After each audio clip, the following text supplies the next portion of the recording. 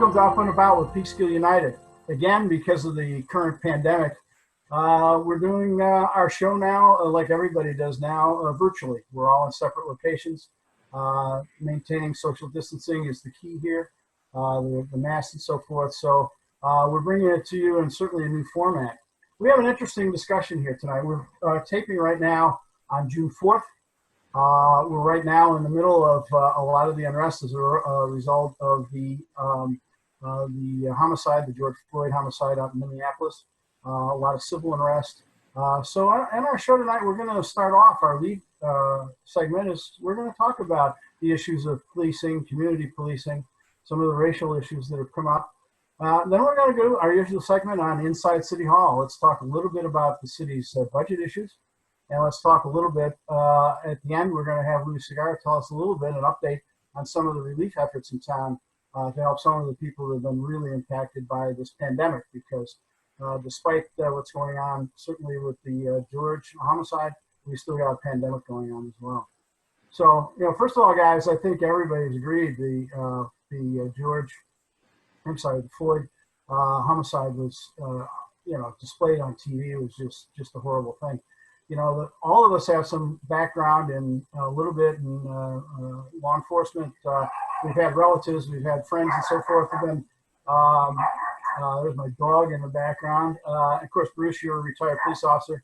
I was an assistant DA involved in investigating shootings, police shootings, and misconduct cases. So we have a little bit of background to bring to it. So just leading off, some thoughts, I guess. There's a lot of movement, certainly here in town, about improvements on our own police department here in Peekskill. I know there was a rally, the NAACP had a rally on Saturday, as well as did some citizens in front of the library. And there's discussion there about what we have to do to reform our police. Any thoughts on first of all, that movement, like here, limited to Peekskill? Any thoughts on that? No, I can tell you when I was on the council, I was the police liaison. And, those guys, basically the ones that were there when I was there, they were pretty good. Peekskill doesn't have that kind of rap where they're out, trying to beat everybody up and being hard on the people they arrest. And, I felt they had a pretty good record when they were here. They were pretty easy with people. They were fair with people, I believe. So I don't know what you're going to change to make things better in Peekskill. But I understand the anger, but you're going to try to change something that doesn't really need to be changed so far. Well, you know what, from my own personal experience and knowing how these police officers are trained, especially at the police academy, they go through a unified training program. And that training program not only teaches or instructs the officers in Peekskill, but they get the same training as the officers in Ossining, in Yorktown. So there's compliancy in the training. And it's not for lack of training what goes on, because I can tell you one thing: sensitivity training is big in the academy. Survival type situations and street situations, big in the academy, in which you're not looking to hurt a person, but you're just looking to get them to the point where you can get them in the car and bring them to the headquarters and subsequently before a judge. So I would say that the Westchester County type training is second to none. And it's very, very involved. So, we can always rely on the fact that what an officer is doing in Peekskill, another officer is doing probably the same in Yorktown because of that type of training.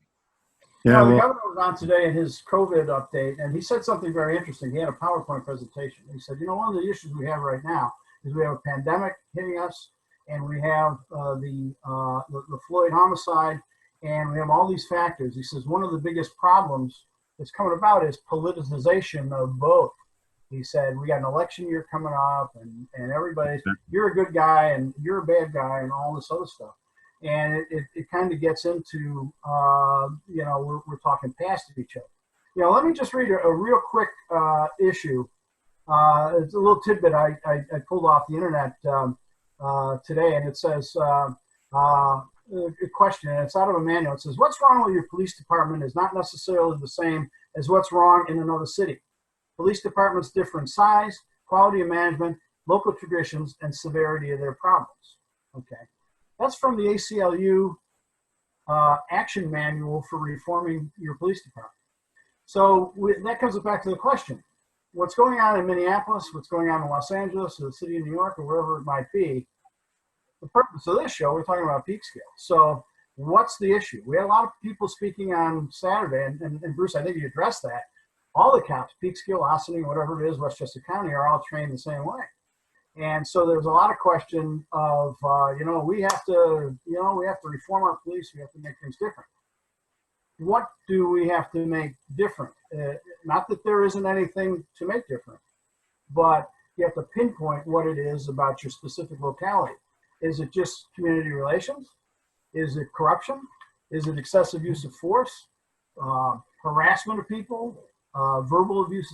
What is the problem?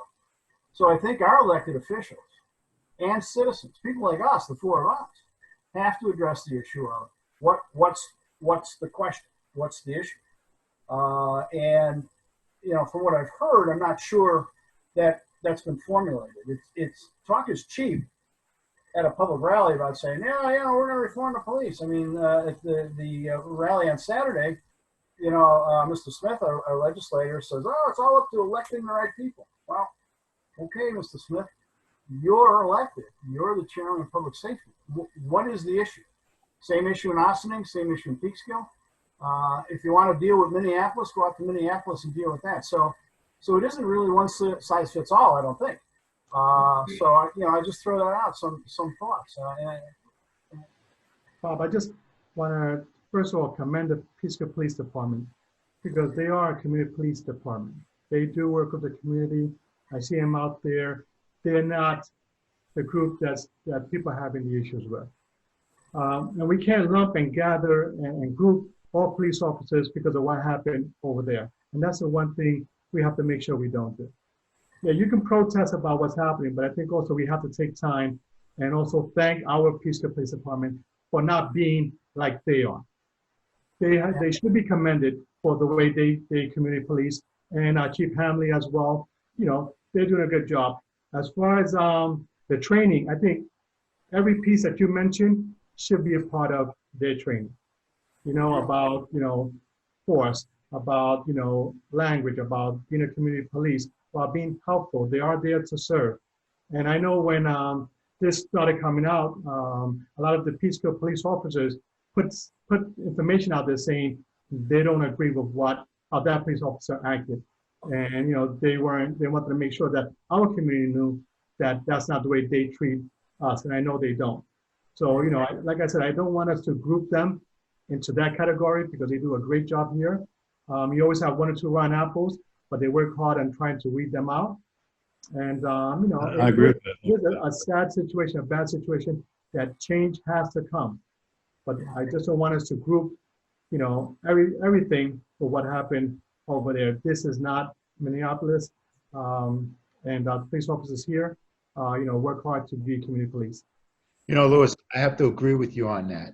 The Peekskill Police Department is a very professional police department, and they are quite involved in community policing, in which they actually get to know the people on the street. They get to know the people in the community, and they help them out, and they have an open communication. Now, I went public with that when before the demonstration to point out that Peekskill is a very, very good police department that I have not seen, or I haven't even heard of incidences in which police officers in Peekskill have done any type of assaults, or they've arrested improperly, or they've goaded the public into certain situations in which happens in other places.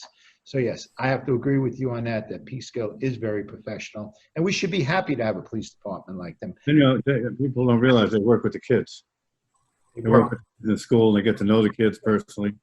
Going through their programs and stuff like that, which makes a big difference, I think, coming out of school. But if there are issues, and I know, Bruce, your posting on Facebook took a little bit of heat from some people without specificity. I mean, look, we have an incident. We had several weeks ago, we had a police officer who was arrested for misconduct. So it isn't totally accurate that the police department hasn't experienced it.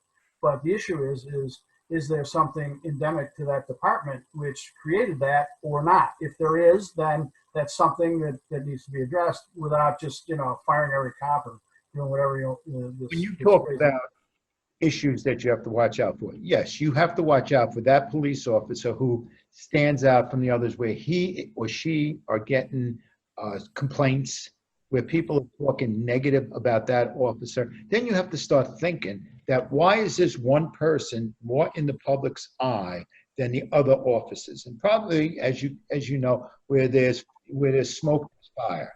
So at that point, I think as far as training is concerned and the police department is concerned, they have to really pinpoint those situations and take those situations seriously. And I don't mean fire, but make sure that that the situations are remedied and find out why they need to be remedied. Because the officer in Minneapolis, 18 civilian complaints. He had brutality complaints against him, and you can imagine that those 18 was probably really 36 because not everybody complained about it. Yeah, that's true. Well, it was 18 complaints. I don't know that they were all brutality complaints. As you know, police departments are a military organization, so he could have a complaint for not having shine shoes and his badge was dirty or something. But yeah, he had certainly a few. As did, by the way, one of the other guys. The interesting thing about the incident, I was just reading before he went on air. 2 of those cops had only been on the job like 3 or 4 days. They were 100% pure rookies.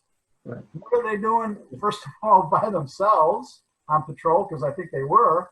And then what they did is they acceded to the dominance of this 19-year-old veteran and didn't have the experience to step in and say, hey, dude, you can't do this. Instead, they helped them, at least in part. I mean, one of the guys stood by and, kept the crowd back. But, a lot of this, and I think that gets to our very issue. Let's not throw out the baby with the bathwater here. And again, like the ACLU, Councilmember Agadello wants to bring the ACLU into the next council meeting. Hey, sure, have at it. But let's not lockstep, just say, well, they have proposed legislation that we're going to pass an ordinance that tells policemen. I think the way she described it is all our cops have to carry business cards and they have to inform somebody when they have an encounter as to, the search and seizure rights and all that. That gets very convoluted and very complicated. The cops know the law. I got to tell you, I worked with the New York City police in my many years ago as a prosecutor. They knew the law very well. They knew search and seizure, because I used to get those phone calls about search warrants and all that stuff. So, but then you got to start advising people about their rights. That's not their job. What they're supposed to do is not advise people. They're supposed to follow the law. And when they don't, there's ramifications for that. Suppression of evidence, discipline if they act improperly. There are mechanisms there. Can they be made better? I mean, before we went on, I mentioned, look, I've had cases as a lawyer where involving police misconduct, a civil case. I was successful. But in that particular instance, the system worked. Cops were fired. Cops were prosecuted. My client got damages from the city of New York. Now, that didn't help him when he ran into that awful encounter, but don't say the system didn't work, because he was released immediately after his arrest because a manager said something's wrong here. And that's true. So, but the point is to get the system to work perfectly and to get the training up. But again, I circle back, the purpose of this show, Peekskill. Let's have a discussion. If there are specific issues regarding police interface with the Peekskill police, let's articulate those, have a discussion with the city council and the chief of police. Look, he's a professional, and which is why he's the chief. Let's have these things addressed. Let's have an open discussion about it. They were talking about putting together some kind of commission to oversee. I think that's overkill. Our police department just isn't that big to have a commission getting in their way. You have a chief, you have officers that run it, and you have a city council. That's their job I think, to remedy any issues. But don't equate all cops or cops in our city or in Westchester County in general or the state police with what happened out in Minneapolis, which was an aberration. It really was an aberration. There's no question about that. It really. But I think, again, the governor was right in his presentation today. There's a lot of politicization of this. This is an election year, and we've talked about a lot of these elected officials come to these rallies and they talk about, well, you got to elect the right people, and this is, and that's not right, because this is bigger than politics. A certain community of our country is hurt. I don't have the perspective that an African American does. That should not be the way it is, and that's the problem. That's the issue. But we don't get to that by making us all different and highlighting us as all different. That's not the remedy. The remedy is how we all are created equal. There was a Facebook posting a couple of days ago where somebody made a list of all Black and Hispanic-owned businesses in town and said we all should patronize those businesses. Well, I think that emphasizes the problem. Why are those businesses different than any other business? Well, okay, African Americans own them or Hispanic people own them, but they shouldn't be segregated as that's an odd word, separated as a different business. And number two, as a police officer, I think it's a bad idea to make a public list of who owns what, particularly in this environment. You got a lot of Antifa running around, but you also got a lot of nuts coming out of, militia hideouts in Montana too. So, these things, I think, put kerosene on the fire a little bit, more than we should. Again, we got to sit down and have a discussion. And now's the time to talk. It really is.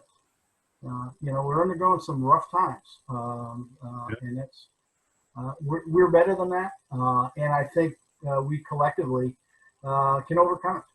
I mean, I think I'm the oldest guy here, although Bruce is pretty close. I remember the 60s. And man, 1968, when I was a sophomore in high school, we had Senator Kennedy and we had Dr. King both assassinated within a couple of months of each other. It don't get worse than that, I'll tell you that much. And we got through that. We ended the war. Legislation, civil rights legislation advanced.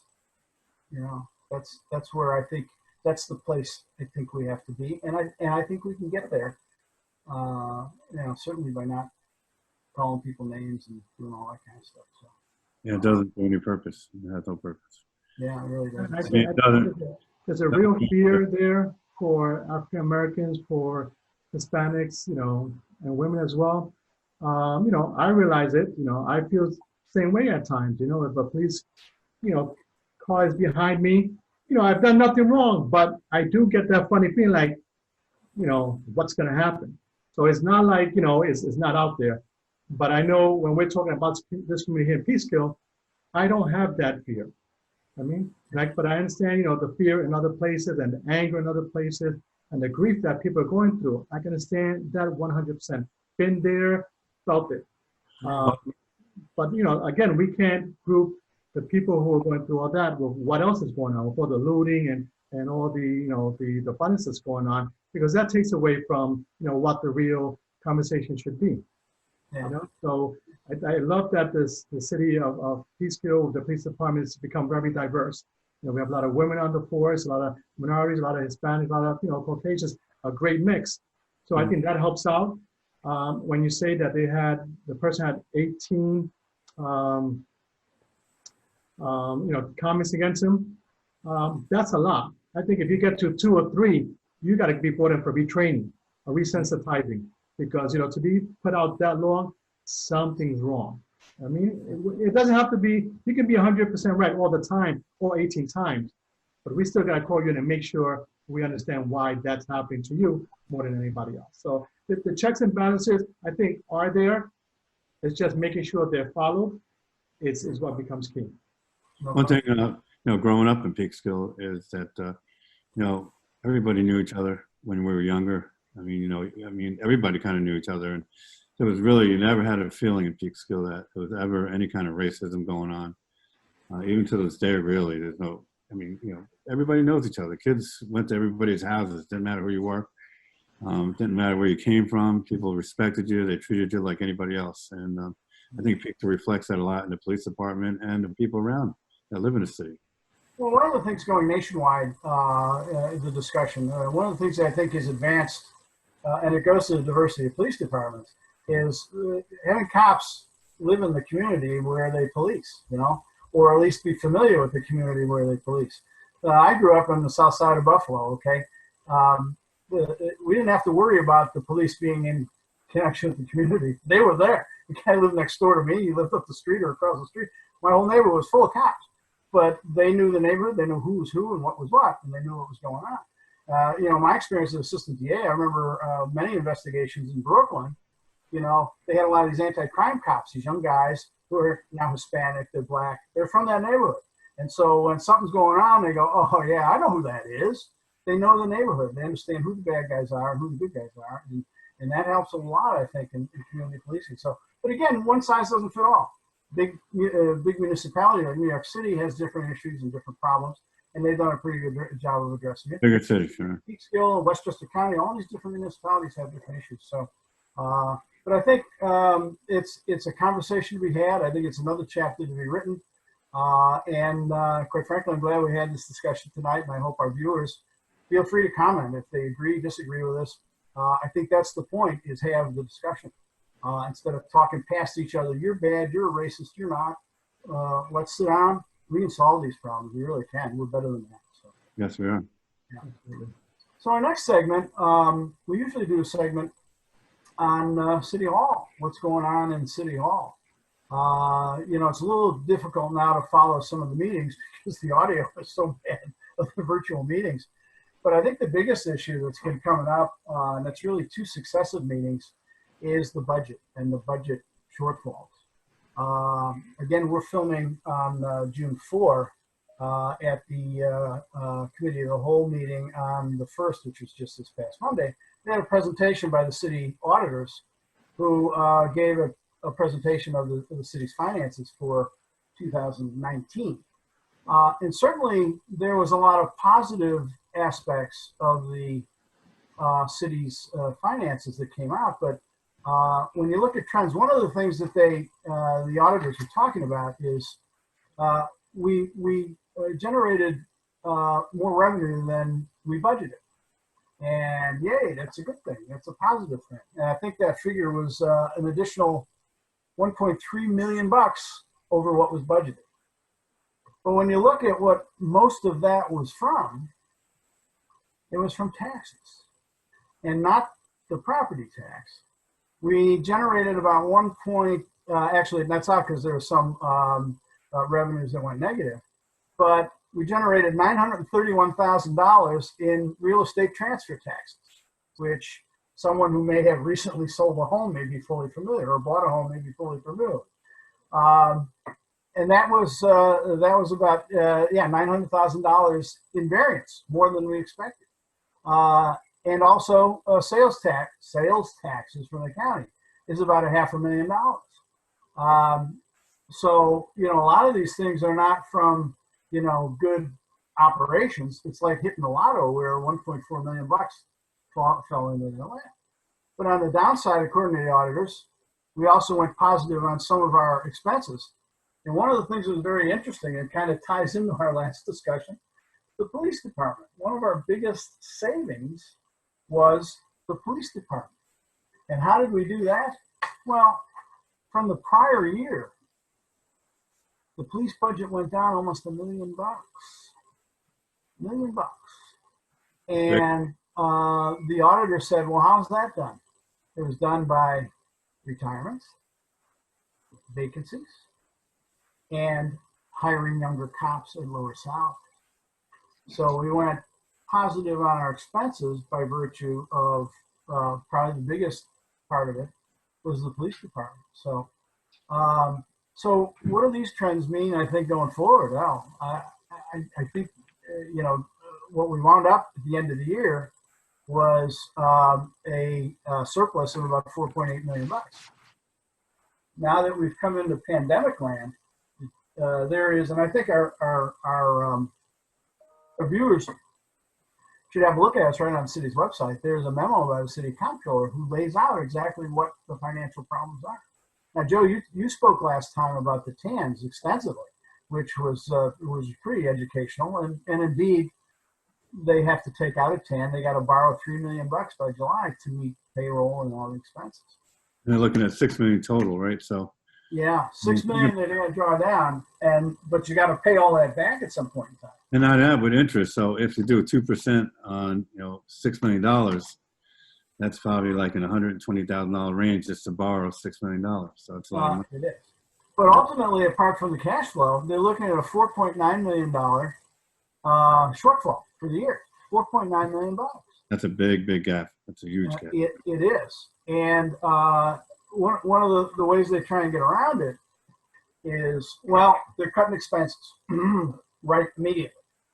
So they think they can cut the expenses down by about $1 million. And how are they doing that? Parks and Recreation is gone. All these other police overtime, there's no special events, things of that nature. So they have a whole thing to cut costs. But Joe, you'll love this. What are they getting back to? The reserve fund, the unrestricted reserve. How are they going to plug that gap? They have to draw down to the reserve. And That's right. the plan is they have $4.8 million now. And what they plan on doing at the end of the year is drawing that down to 1.3 million. So that 1.8, I think they're going to take out of it, right? If I'm correct. Yeah. No, that's what they're talking about with, Yes. the cuts and the expenses and all that other stuff. But at the end of the day, they're going to bring down the fund balance, and that puts us back to where we started 7 years ago. So the city manager, if you listen to the presentation from the auditors, he asked the question. He goes, "What's a good unrestricted fund balance for a city to have?" And the auditor said, "Oh, 10% of your budget, and $4.8 million is about 10% of the budget. Well, we're going to draw it down to 1.3." And the auditor said, "You should be building that, Correct. not drawing it down, because you never know what can happen." Well, what he didn't know is what the city's planning on doing right now. Whatever happened, and it's going to get drawn down. So, look.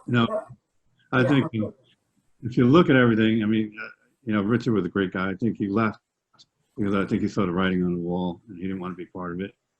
And that's a speculation, but you knew a while that these problems were coming back for a long time, and now it's finally up front. And they're trying to use the coronavirus to say this is because of coronavirus, but it's not really, because you don't really feel the effects of coronavirus probably till late September. You know what I mean? And they're already digging in, and it's probably going to be more like 10 million, I think, because of the shortfalls that you're going to have with coronavirus by the end of the year. Yeah. So. Again, it's almost premature to really talk about this kind of now, or maybe it's not. We're in June, and Joe, for your time on the council, when did you started the budget process? Really in June, right? You have to put in your budget. Yeah, you start discussing the budgets and everything like that, and where you can try to save money, or what you think is a good place to add money or not add money, stuff like that. So you start your discussions, and and you try to figure out where's a good place to put your budget, like the parks, right?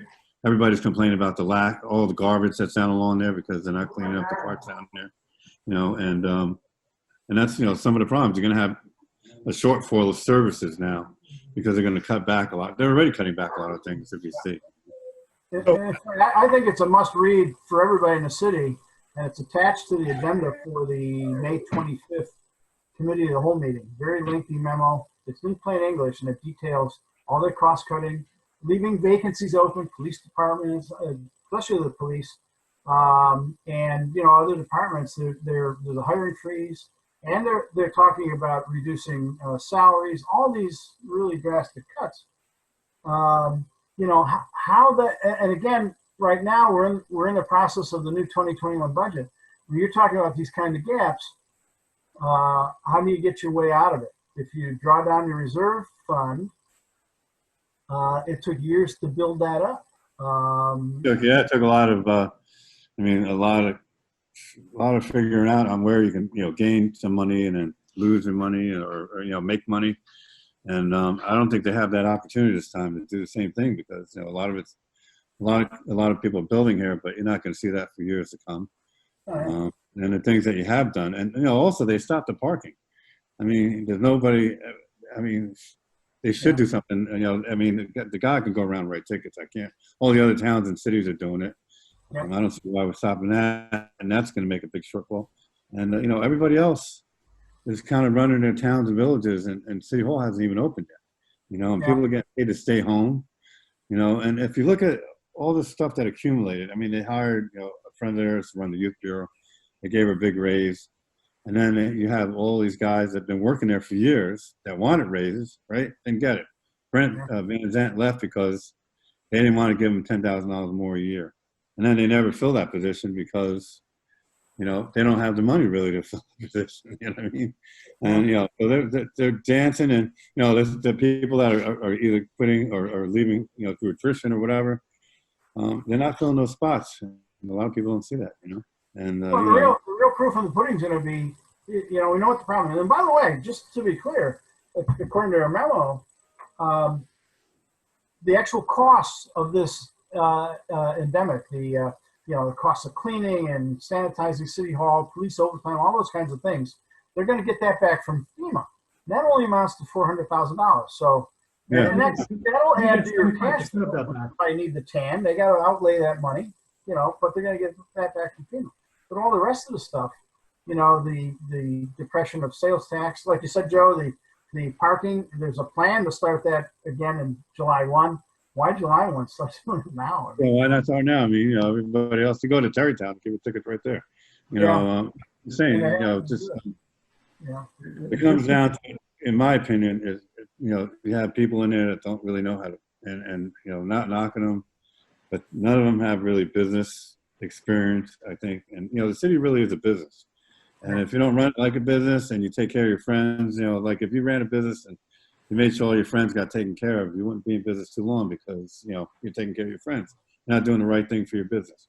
So, I mean, and I mean, that's just part of it, you know what I mean? And, you know, by cutting services, now we're almost at the minimal services now, right? So what happens now when you take some of your money out of your fund balance and then you have a very shortfall of if something else happens and then you don't have money to cover that stuff? You know, so I mean, they got big problems. They got really big problems financially, and a lot of people don't see that. And to be clear, it's been brought upon them, really, you know, COVID-19. I'm sorry, go ahead, Bruce. Isn't that when you start to consider raising taxes? Well, you know, one of the things, and I'm going to go out on a limb, I know all about raising taxes. Trust me, I've been that route. But looking back, back in the heady old days and back in 2015, and Joe's laughing right now, had that tax increase not come in, the city would have been in worse shape. Oh, you know, that was one of the big arguments we had back then. Yeah. You know, the city manager put up a budget that he thought would get us out of the hole, at least into the black, because we were, I mean, the city was in the red pretty bad. I mean, it was in really bad shape. You know, and this would at least get us out of the negative, you know what I mean, and not so severe. But one of the things that we're paying the piper for is, when you really look at it, if you look at the finances, you look at the city budgets, every year the surplus decreased from the Catalina years into the, and what I suspect is going on is these budgets, you know, and again, it's staff, it's the city manager, are doing it because they think it will please the city council to not have to raise taxes, to do all this stuff. But I think when you're talking about taxes and service cuts, you just have to be simply honest, okay? You got to raise taxes. You got to, you know, the town where I grew up, I was looking at the past 4 years, they've had an 8% tax increase every year. But they have leaders that come out and say, well, here's why. The sewer plant is, in the, you know, we got to borrow this. The police contract just came in. They were able to articulate why. And the people don't want to raise, you know, in that town, you know, a lot of, you know, a whole range of very modest little Cape Cod A's like what I grew up in, with some pretty pricey homes. The people accepted it because they understand why. Okay, we get it. That makes sense to us. Nobody's nobody's peeing away. So One go ahead, Joe. of the bigger problems I see, I think, and it's going to be a big problem for them, is that the city is growing, right? You have all these buildings going up, people moving in here. So your amount of services has to increase, right? And then financially, the city's going in the wrong direction. So now you either have to give more services to keep everybody happy, which you can't because you don't have the money to keep all the people in. Can't even hire a DPW guy that was like Brent because, you know, they got Rambo doing it, which has really no idea what he's doing. You know what I mean? And, you know, you hear everybody complain about him, whether you go to customers or, you know, the people that work for them. And, you know, it's just everything's out of whack in the city right now. I mean, Yeah. Well, I think they do now have a new city engineer. They hired an engineer. So Well, Rainbow, finally, I hired an engineer because they need an engineer. You know what I mean? Yeah. That's what's going on. but again, there's another expense. That's But- unclear. No, but except, just well, I mean, you know, they have some, I mean, the increase in garbage is going to go up in the next year or two, right? I'm sorry, Louis?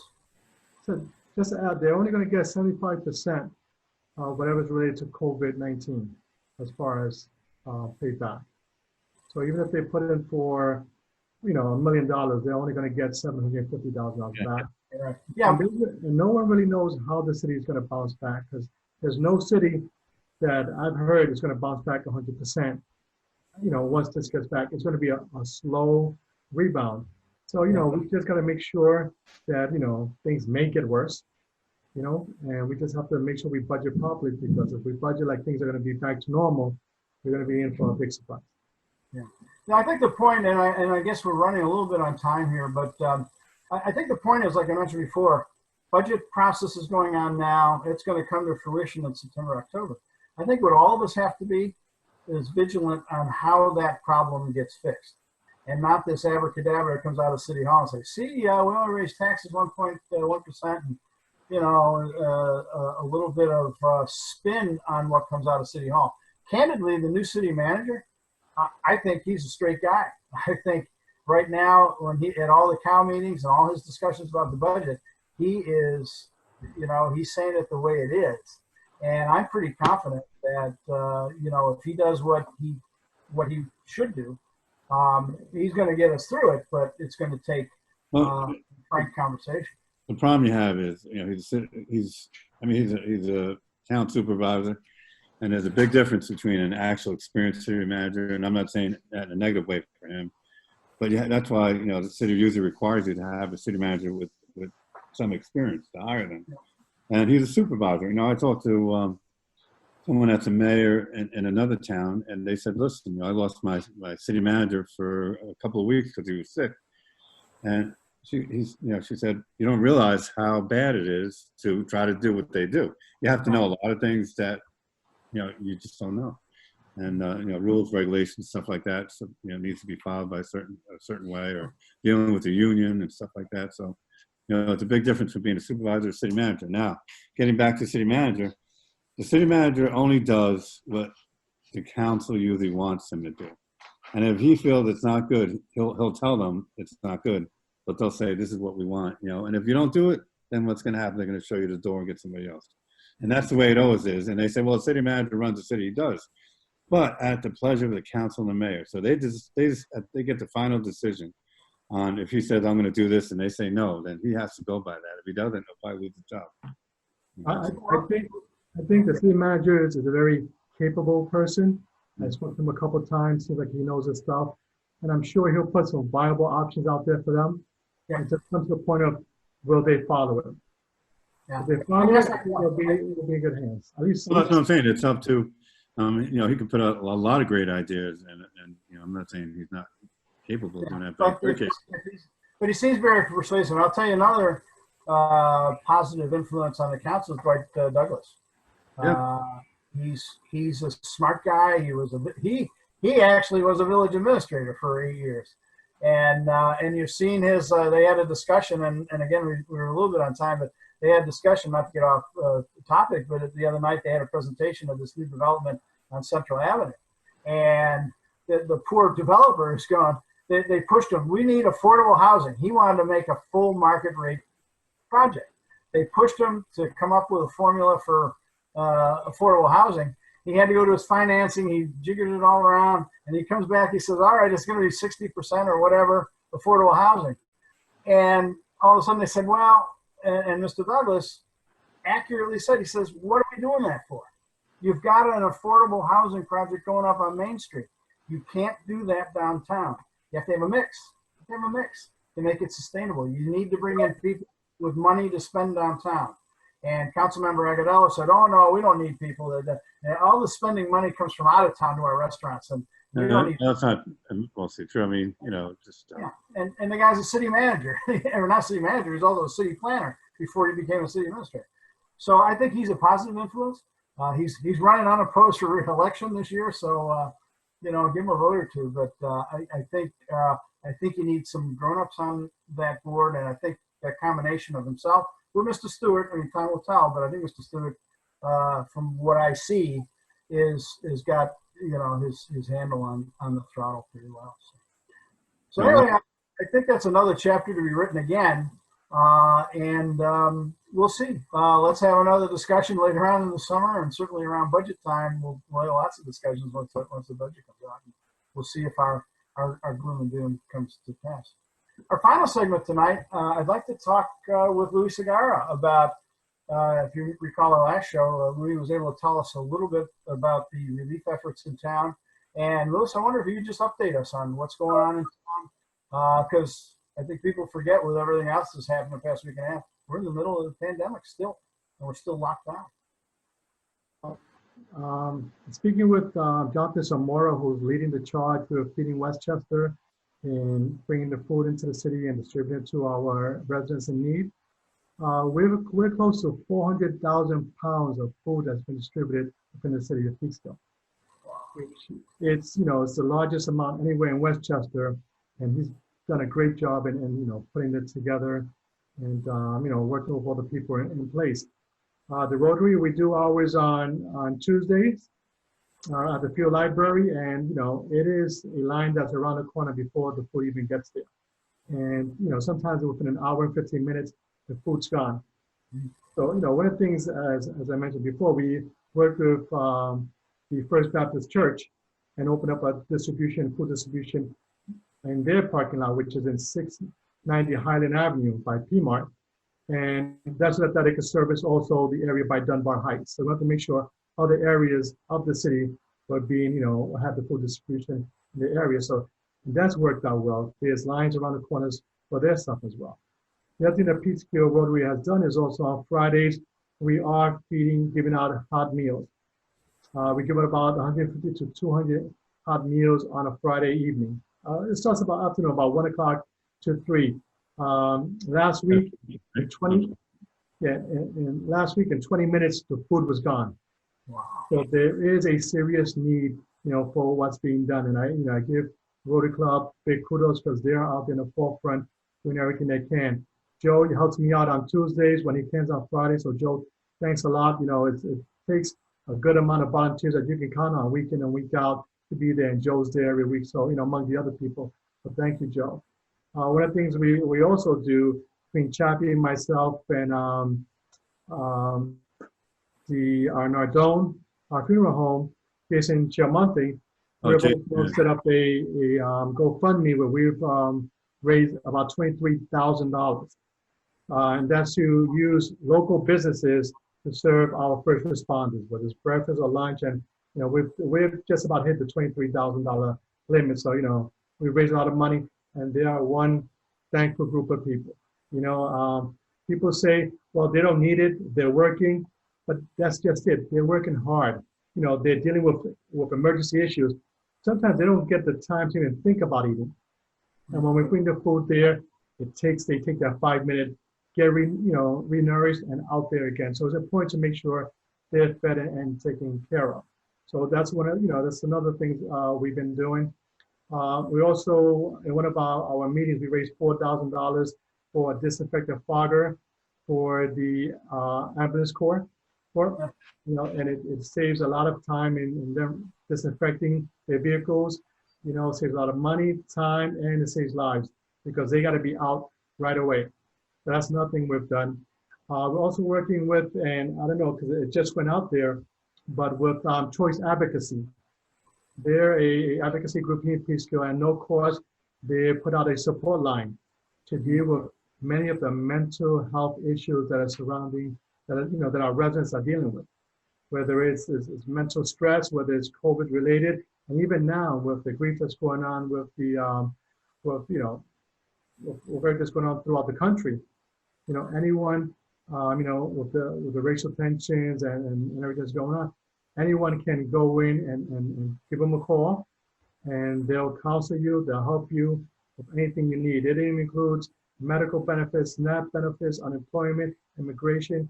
That's a great group that's also working with the city now to help our residents. So we're trying to, hit all the different spots We're working especially very closely with the Housing Authority, which I am commissioner of, to make sure that they're not a second thought, they're not forgotten. So, that the group of committee chairs, the chairman, and the director of the Peace Housing Authority are doing a great job in getting information out and trying to get the assistance and information out there. So, a lot going on in Peekskill. This committee is outstanding. They are nonstop. Peekskill Rotary is on top of there, making sure we're involved and wherever we can help. We're there. Bruce, you're a member of the Rotary, so you know all the great things we're doing out there. You're a big part of it. I'm glad to be part of the organization and glad to be part of this community that really takes care of itself.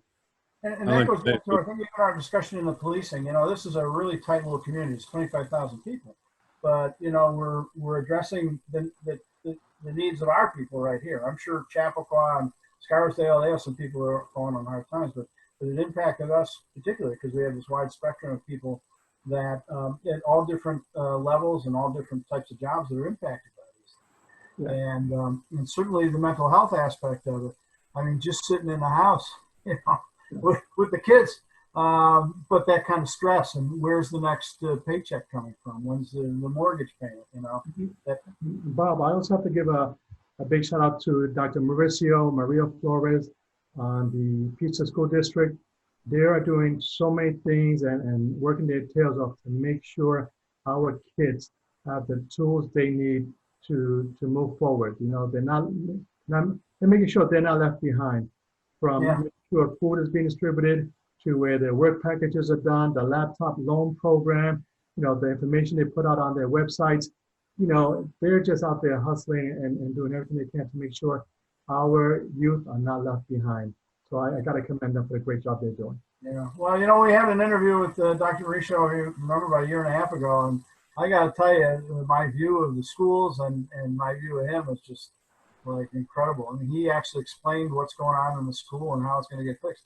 I think he's a great hire, and he's done a lot of things, not only with the actual improvement of the schools, and now the outreach with meals and all the community type things that the school district is doing to stay in touch and to help the community. That's that's what you expect certainly of the public school system.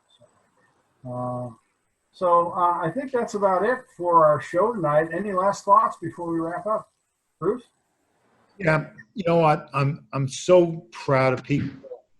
I'm so proud to live here. I'm watching what's going on in the country, and I'm watching how Peekskill has come together, not only with the food program, but how the people here have gone out and they demonstrated that they can be civil in their actions. And I just can't say enough about the city of Peekskill being a real upstanding community. And we will all come together and get through this. So I'm just happy to be here. Louis? Well, I definitely want to end where I started and commend the Peekskill Police Department. They are an organization that other cities and municipalities should be looking at and trying to emulate. Their community service, their work with the community. Like I said, there's always one or two, but it's not a systemic issue at the Peekskill Police Department. They work hard, they give people their respect. The chief is doing a great job in making sure they understand that, we're all in this together. And, like I said, I really commend them for what they're doing. And, we shouldn't group them with what's going on with some of the other police departments out there. Okay. Hey, Joe, last words? Listen, I think what Lewis is doing is a great thing. The Rotary's doing a great thing. A lot of people, when I show up, there's already a lot of people there, which is a great thing. And, the only thing I complain about is, all these elected officials we have not come out that I've seen, come out to even, thank these people, or Lewis even, for helping everybody. Which is, you see them come out for other things, but not for this. So I think it's a big problem. I mean, not a big problem, but I just think it's they should be noticed. And if they could come out when they want to, they should be able to come out and help these people that need food in their communities, because they are elected officials and they're supposed to be here for the people. So that's all. Okay. And, I'll join in with Bruce's comments. One size does not fit all, but Peekskill it's a unique place, and we're taking care of our own. we got our own issues, and I'm really impressed with the 2 rallies that occurred, and I guess there's going to be one this weekend as well. You know, everybody had their words. They were able to exercise their First Amendment rights, which, you know, people died face down in the mud for that. But they said their piece and went their way without any of this craziness that's going on in other towns and the backbiting and all that. So I'm very proud of the community for that. So Yeah, I agree. yeah. So anyway, look, thanks for joining us tonight, and it's been a great show. And thanks, guys. Another chapter to be written. We'll see you in a bit.